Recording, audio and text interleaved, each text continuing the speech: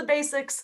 So we wanted to take a few minutes and review the basics of how a bill becomes a law, a little different than the Schoolhouse Rock version, because we're going to use the House Bill 1132 that we passed back in 2019 as an example to show you what this process looked like.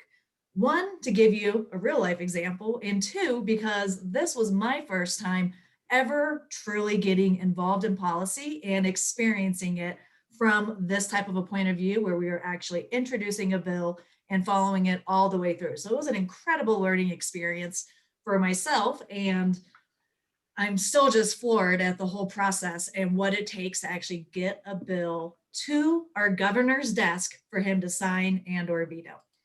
So really the biggest step that should happen before any bill is being introduced, this does not always happen, but we did our due diligence where we effectively, I'm known for the culinary terms, but we got our mise en place in place. So we got our stuff in place by basically meeting with different stakeholders at the state level, from school food service directors to local partners on the ground when it comes to food access, and really meeting with them to see what are they excited about, what will really help support them. Have farmers come in, Rocky Mountain Farmers Union, like how can we build a bill that is going to really help our school districts to buy local products? And we didn't do this again just with Colorado as like a vacuum. We actually reached out and we looked at the entire nationwide landscape of policies that are out there when it comes to local purchasing. And we did this huge assessment as to what's out there, what's worked, what has been passed, what has not been passed, what are the possibilities? And then from there, we actually started contacting other states who have done this, like Oregon and Michigan and New York, and had phone calls with them to learn what worked, what didn't work. If you could do it again, what would you do? What would you not do? And really, how do we craft this bill in a way to ensure that it is going to make the implementation process rather easy as well? And part of the components of this bill, since it would be a pilot program, is how do you even choose the school districts? What are the regulations behind that to ensure that it is a fair and equitable process? Because again, this is taxpayers' money. So we wanted to ensure that we were doing our due diligence and we were talking to all of the people that would be impacted by this and those who have also come before to make sure that we were learning and trying to do this as right as we possibly could, while recognizing that nothing is ever official and things will always change, especially as you go through a process like this. So we did our pre-work, we got our mise en place ready to go, and then we introduced our bill into the House, is how this one worked. And really, this one happened basically on January 25th. The bill was introduced into the House, and then from there, it got assigned into a committee.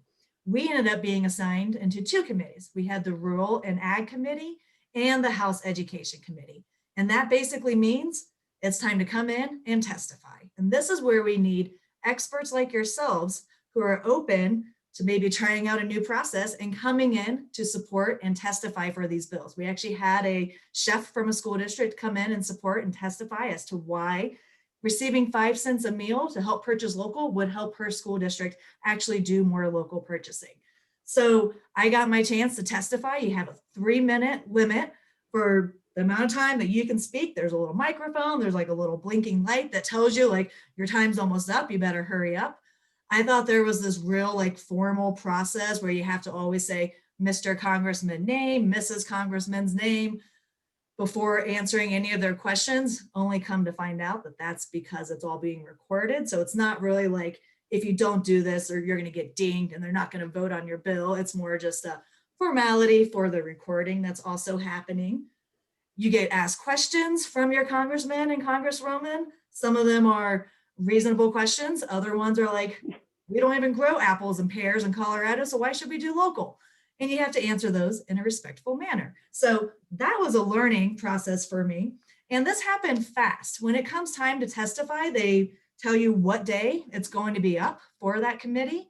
And then you have to show up and you have to be ready for either waiting 30 minutes to 2 hours to like 10 hours, depending on the different bills that they are hearing for testimony and who all is coming in to testify for those other bills as well. So it ended up being a pretty good, almost like a half day, day-long experience for each of those two committees as we went through that process. A lot of waiting around, A lot of me reviewing my testimony as well and making sure I felt ready to go. We passed out of both of these committees. And because our bill had a fiscal note to it, again, we're trying to provide money to schools so they can buy local, we had to go to our House Appropriations Committee, which is basically the money committee. And so they were like, cool, we like this bill. They passed it. And from there, we go to the floor. And this was the House floor. There's actually two processes that happen here. The first one is more of an informal kind of debate. There's a debate, and then there's an informal voting process. Once that one's done, they then have the second formal voting process where that gets recorded, written down, yays, nays. We passed out of that. House was supportive of it. It is a bipartisan bill. And then we have to go to the Senate, where we basically repeat the whole process again. And we got assigned to a committee, this time only to the Education Committee. This one happened in April, actually. It was April 18th when we had that Education Committee. So things started out slow, and then they started really happening very fast as we started moving into April, because we're coming to the end of that legislative session. So we passed out of our Senate committee, yay us. And again, it's money. So we had to go back into the Senate's Appropriations Committee. They had to be like, okay, we can fund this, we'll do it.